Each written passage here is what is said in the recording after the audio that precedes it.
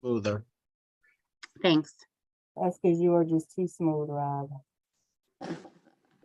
He's got that tech degree. Just right. It's just right. Okay, hello everyone, and welcome to the Curriculum and Instruction meeting. We have with us one other board member, Mary Ellen Flattery Ludwig, and of course myself, Sherelle Harris, the chair. We have Rob Pennington, Donnie Brown, and Stacy Bergen, and Lori. Is it Gracilli, Lori? Or Gracilli? It's Gracilli, it's Laura, and I am your minutes taker. Awesome, thank you. So I'd like to call the meeting to order at 5:31. And the first item on the agenda will be, well, I guess we can't do that. I motion to table the September 27th minutes until our next meeting. It's okay. Okay, it's okay by Mary Ellen. Yes. So we will make it official. We will table the minutes until the next meeting. There are no public comments. And Mary Ellen does have to leave in 15 minutes. So Rob, I will turn it over to you or Donnie with the middle school ELA curricula revision.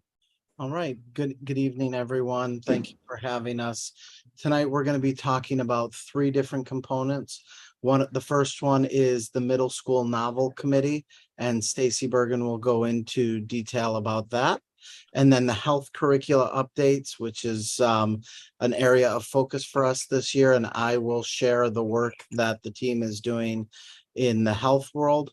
And then the last piece is our capstone, which is a requirement this year for our high school seniors. And Danny Brown will highlight that component of the work. So let me share my screen. Yes. Yes. And everyone can see the screen, yes? Yes, sir. All right. Yes, I can see it. So these were the 3 components that we're going to highlight tonight, and we'll do each one and have an opportunity for questions after. So Stacy, I'm going to turn over the floor to you, and you're up. You're on mute there. Yep, got it. Good evening. I'm so happy to be in community with you here today. Norwalk has been in the thrust of revising their curriculum over the last, year and a half.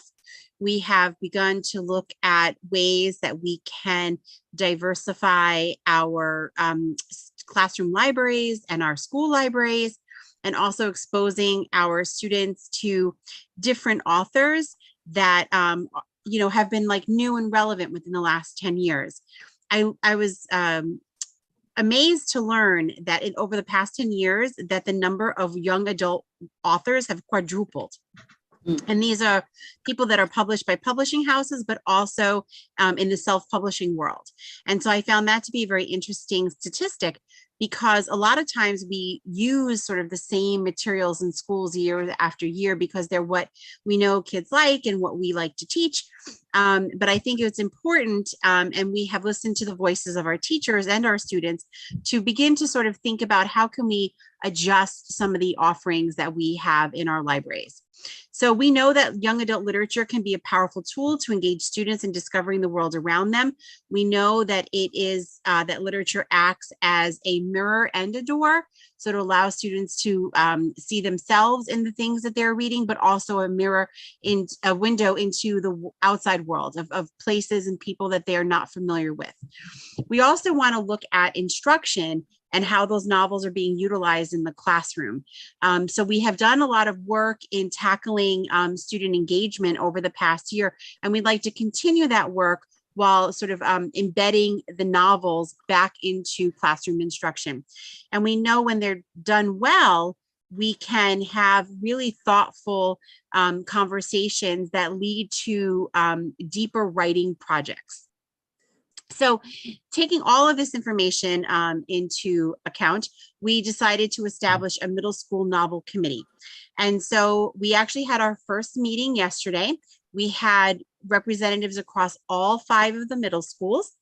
And the goals of this work are really sort of they're just to think about themes that we could look at across grades 6, 7, and 8, to engage in a novel unit of study, to read relevant and current literature that align to the units of study, to make collaborative decisions around new texts for middle school students, and then to begin to explore new pedagogical approaches to using novels in the middle school.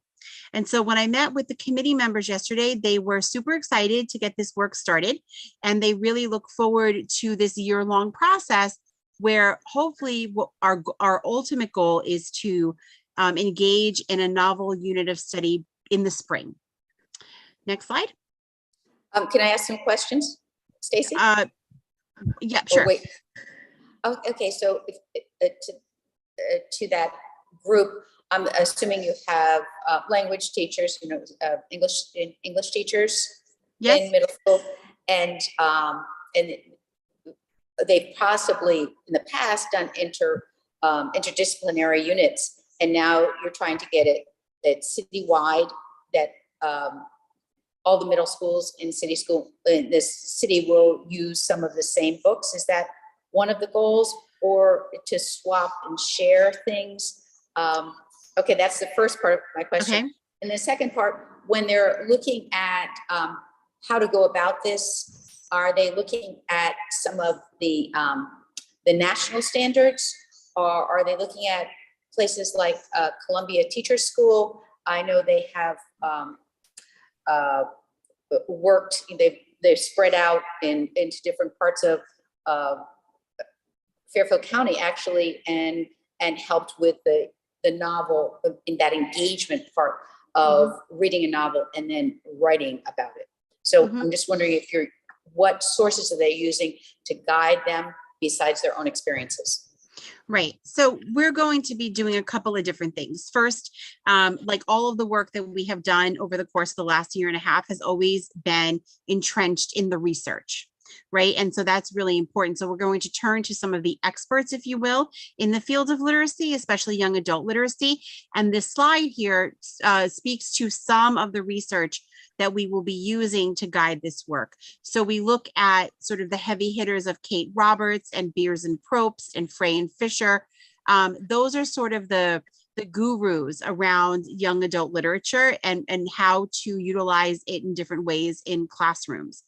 In addition, we're bringing into the mix Penny Kittle, which the committee, members of that committee and members of the curriculum team had the privilege of working with over this summer.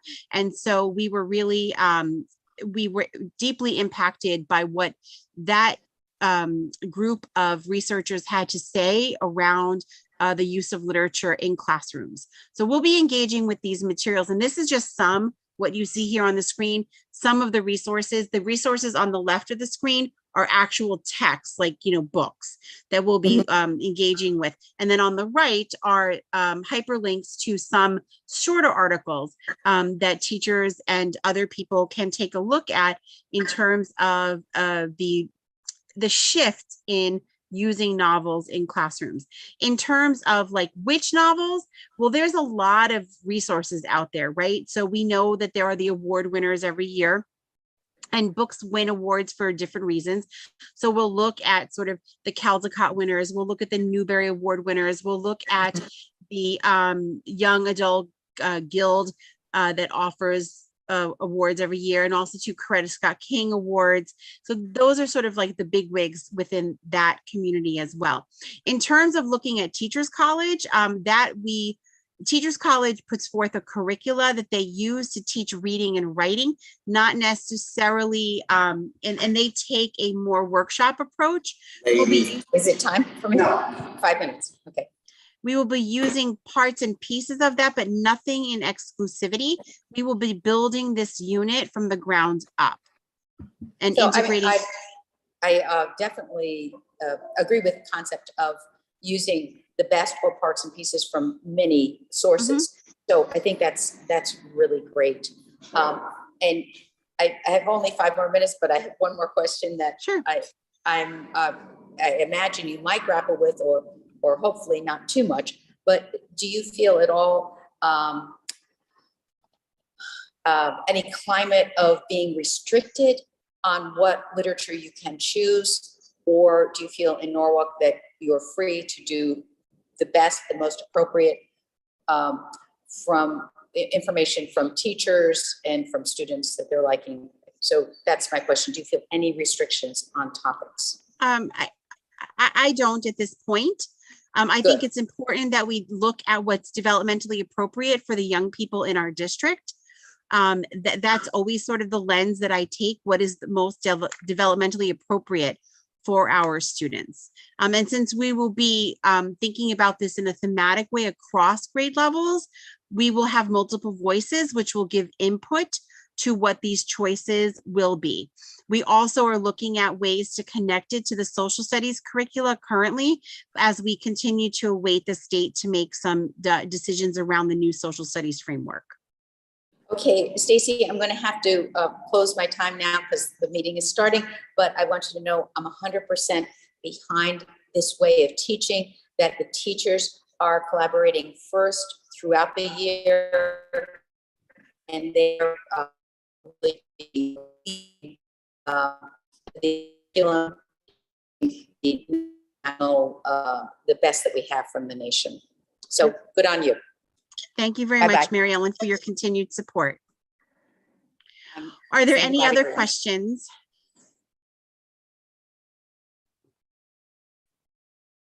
None Okay. at this time, thank you. Great, and I can't, Sherelle, you're going to be a partner in this work too, because you are the library Hi, lady. Mary, that's what I was writing notes. I ran to get my paper. I was like, let me take those. Yep. excited. So we'll be talking further about how we're going to be utilizing the resources in the library to support this work as well. Oh, for sure. And I definitely want you, we have a new branch manager that I want you to meet. She's on another meeting right now, but hopefully she'll come to our next curriculum meeting. Wonderful. Yeah, she's Thank you. awesome. Yeah. And I think the one thing, Stacy, to mention is that this, in our curricular work, this really came from the field. So as we're looking to add components, we heard teachers provide feedback to add in a novel approach into our units of study in middle school. And I think that that is another layer. And so the fact that this is going to be developed by teachers for teachers through this work is going to be a powerful experience to then Wonderful. roll it out into the classrooms. Wonderful. I think this will also enhance the updated writing curriculum. Mhm. Yeah, I'm really excited about that because I want to see our students be very strong writers. So Mhm. I'm very excited. So Right. are we. I know. So I'm gonna move on to the health update. And so one of our goals this year is to review and revise the health and PE program with an emphasis on social emotional practices. And so we're really focused this year on middle and high school health as a key priority. Last year, Connecticut came out with new framework and guidelines to support health curricula. And so we've really jumped in with 2 feet to really make these updates. And I'm going to talk a little bit about the work that has happened so far this year and what we'll be able to work on throughout this year. Because our health practitioners have really taken on an active role in this process. We have brought in an outside support to help us with this work, but you'll be able to see our progress so far and some of the other components that we're working through.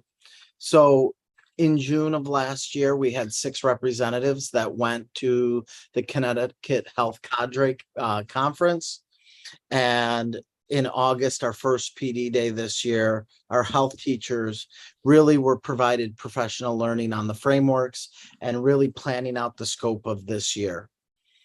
Then on October 17th, which was our second PD day, middle school and high school representatives worked with the health curricula developer Sarah Benes from the Lighthouse Health Consulting to complete the new scope and sequence, which I'm going to highlight a little bit, but they're a great partner in the work with our team.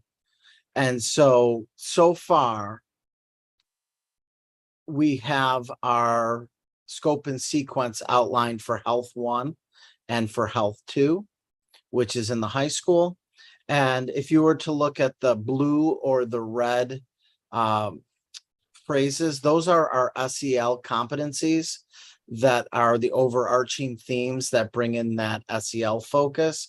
And then our bullet points are really the content of what's being instructed. So in Unit 1 in Health 1, we're analyzing influences, and the real focus is the different dimensions of wellness. In Health 2, it's focused on goal setting, but the work that they're going to be doing is really focused on optimal wellness. So at this point in the year, we have our scope and sequence mapped out, and our next level of work is to really develop the units. So that's something that Misty Hofer, our Assistant Educational Administrator for Math STEM, is really working on with our health teachers in the field. And then our scope and sequence for 6th to 8th grade, we have 6th grade mapped out, but this work will be completed before the end of December. So you can see we've done a lot of work in our high school as we prepare for next year. We have started 6th grade, and by the end of December, the scope and sequence will be mapped out, and then we'll be having a cohort of teachers who will be coming together to develop the units of study that will be in alignment with this scope and sequence. And really each unit will have essential questions, just like our literacy units have and our math units have, and ours. So it's going to mirror the units of study we've created across other areas. Any questions about our health updates that we have worked through up until this point? Rob, I do have one question. Are you working with any professionals like locally or statewide? So we have, yes, we have Lighthouse Health Consulting. Okay. They have, they're a health curricular developer that the team met at the Connecticut Health Conference that they went to in June. Mhm. And so they've been a great partner in helping us to work with the teachers and work with the team in developing this new curricula. Well, I think that was in the information that you sent to me. Okay, so but locally, will they be able to meet anyone locally, like maybe have someone, just so they can see someone who's in their town? Will they be able to work with like the Norwalk Health Department, or even not work with them, but maybe have them come in as a speaker? And that's going to be part of our, as we get into the units of study, bringing in experts, bringing in outside providers. I know that we have Courage to Speak that has come in and worked with our schools, and that's a local organization, but we're also looking to bring in other speakers that can highlight some of this work, because I think health in particular, having someone that can come in who is a nutritionist, or having that can come in that really is around like goal setting, I think that just makes it more real for students. For sure. Yeah. So that will be part of, like, we've created the scope and sequence, but as we work through the curricula development, which is what we're doing this year, then that will be built in to those different units. Like, who can we bring in and who can we partner with to make it really an experience for our students, because we know that the health curricula is so important in so many aspects of the work that we're doing. Awesome. And don't forget, I think it's the Norwalk Community Health Center that's on Connecticut Avenue. They, they serve a slightly different clientele, but it's just all of Norwalk. I think what you guys are doing is fantastic. And these are just suggestions. I know you guys are, the professionals and you know what you're doing, but I just wanted to give a plug to both organizations because they do phenomenal work. And we have a partnership with them where they actually have their mobile unit that comes to the family center. Wonderful. So I think that it is a good partnership, but I'm thinking even more, not just that level of work, but how can we get them to support in the classroom as well? Wonderful. Thank you. Oh, absolutely. All right. And then our last highlight for this evening is the capstone.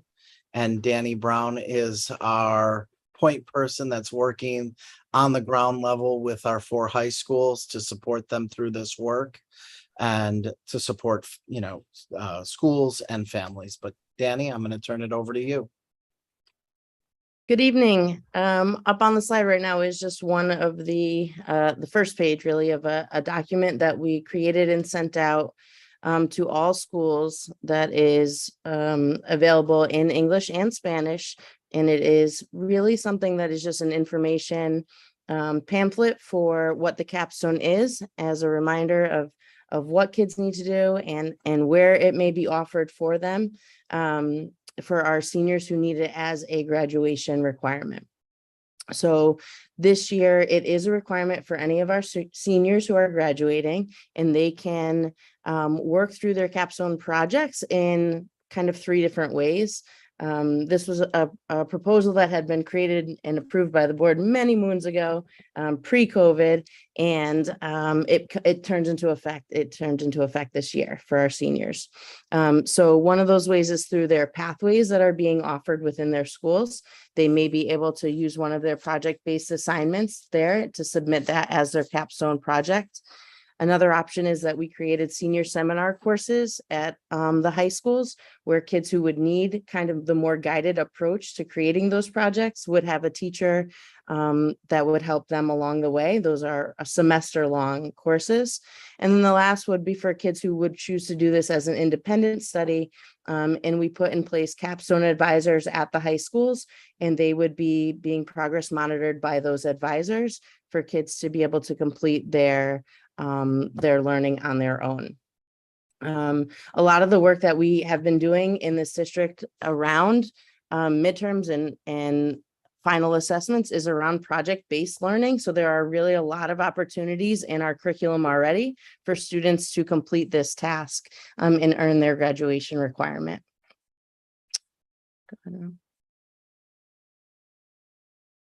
These are the current requirements for juniors and seniors. So we do partner with Skills 21, who maintains our dashboard, and can students upload their assignments through that dashboard, and their work gets tracked through there for completion. So the main assignments for this year's juniors and seniors would be the Find Your Passions activity, which is just a way to kind of create some brainstorm ideas around what they might want to be doing their project on.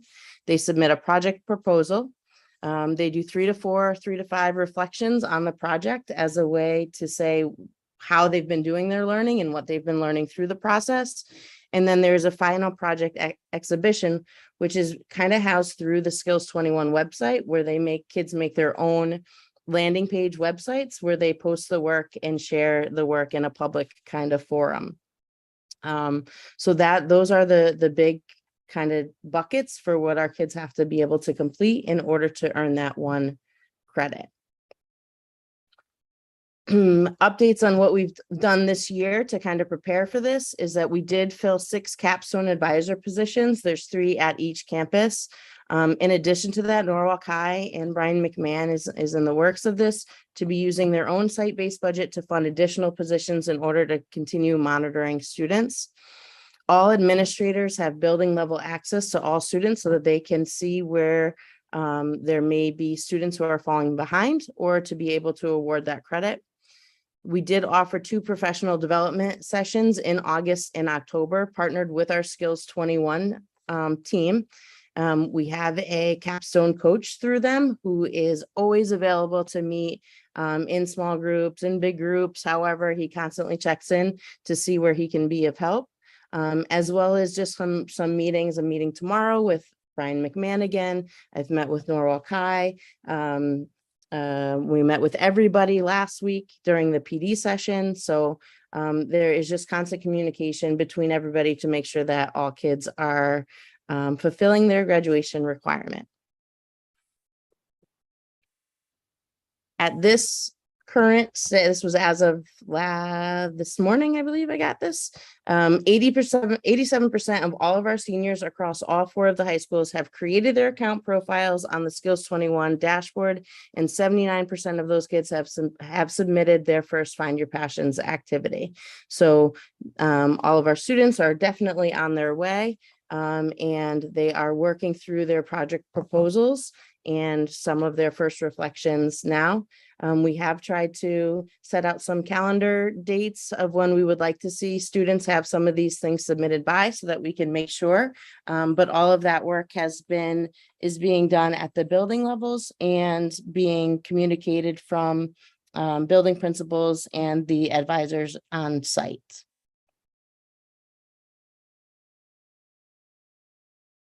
And that's where we are with Capstone.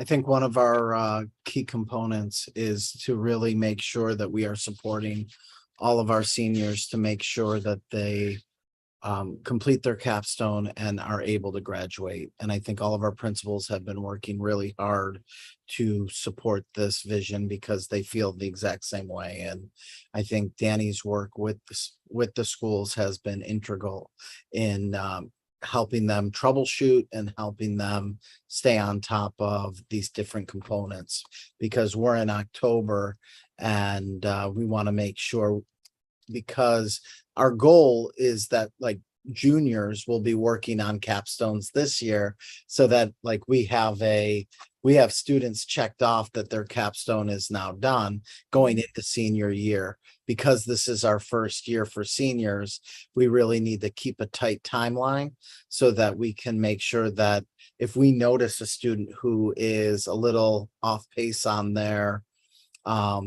capstone requirement, then maybe second semester they would take the senior seminar course, or we would be able to work with the student to support them to make sure that we don't hit May, June, and we don't have a capstone completed. So that this is something that we are really monitoring tightly, because like I said, we don't want any student not to graduate because of a capstone. Oh, you're on mute, Cheryl. You know, I apologize. I was going on and off the screen because sometimes I like to have it on my phone. So when you see me go off, then I forget to come back on. So I apologize. Rob, can you just walk me through for the juniors, when they begin and what like the first steps are, you know, when they log on, or Stacy or whoever wants to, or Danny, I'm sorry, whoever wants to answer. Yeah, so really there are some kind of set tasks that are given. Like the Find Your Passions activity is, like I said, one of those brainstorming ones about just where kids could start generating some ideas. A freshman could complete that right now and load it up, and it would sit in the system and wait until we needed to check off everything. So there's really nothing stopping any student from completing this task early. We will be trying to build in some of these components into curriculum as we move forward at the younger grades, to ensure that we're not waiting until the last minute in order to make sure that kids have their credit to graduate. Like I said, some of our pathways that are already pre-established have very clean projects that could fit right into this requirement. And we have been working really across schools, which has been really nice to be able to get all 4 high schools together in a room to brainstorm some ideas of how we can get this going earlier, who might be eligible to do some of this stuff in earlier grades, so that we can really focus on the kids who need the most support by senior year. And just to add is that it does live in certain courses. So there are certain activities through Skills 21 are for 9th grade. And then there are a couple more for 10th grade. And then they really start working on their capstone in junior year. So we have a plan for current 9th and 10th graders where that work is being developed now, so that it's not starting junior year. We want to start as they come into high school, so Wonderful. they see it as a culmination of their work throughout their high school experience. With that being said, our current seniors didn't have that luxury, and I think that this district started a lot of that work. And then COVID hit, and so that Wow. did not continue.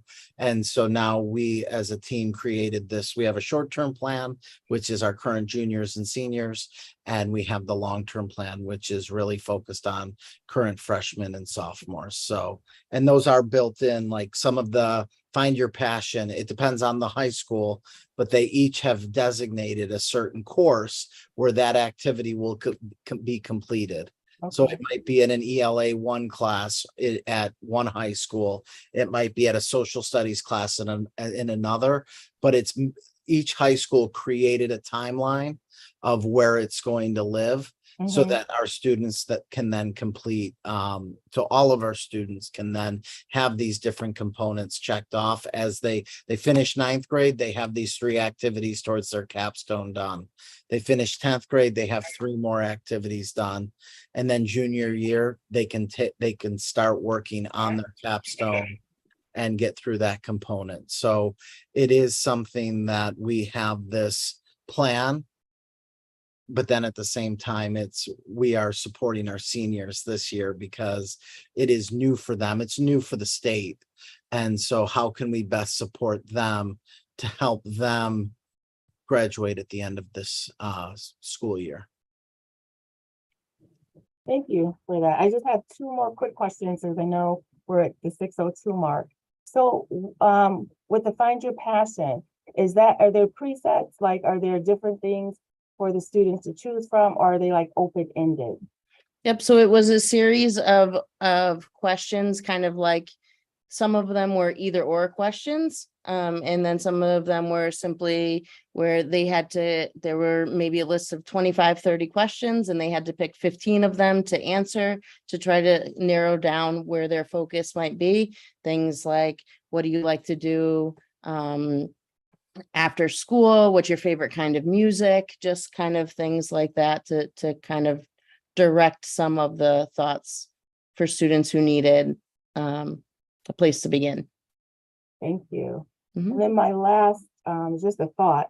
I thought this would be great. I'm thinking of PhD thesis, but also I'm thinking of, I know, thinking big, thinking of, kids who need to write their essay when they're going to college, that this could sort of be a stepping stone and kind of give them, some food for thought, or they can lift some of what they've written, and put it into their college essays too. No, absolutely. And we do give students the opportunity in different themes for their capstone. Like one of them could be an internship. We currently have seniors Mhm. that are doing, they're doing internships with our preschools. Mhm. And I think that that's a great opportunity. We do have the research based, which is that essay, which is a great opportunity to share that with, colleges. But then we also have creative expression and performances. So some of our students who may decide to be in the school play, that could be their capstone because of the amount of work that they're putting into that experience, Okay. as long as they're reflecting and about the experience. Because part of this is also to get them to work towards something that they're passionate about, Sure, and be able to talk about the experience and what they learned from the experience. for sure. Awesome, awesome work. All right. So I don't have anybody here with us.